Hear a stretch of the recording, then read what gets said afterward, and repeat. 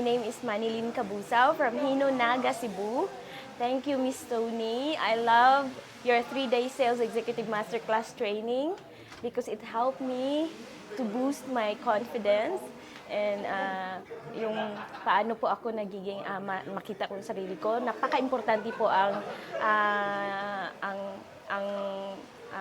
number one po ang spiritual, yung pagiging unang-una ang sa buhay is ang Panginoon talaga. Para lahat ng source sa buhay is siya lang talaga ang yun man-stand.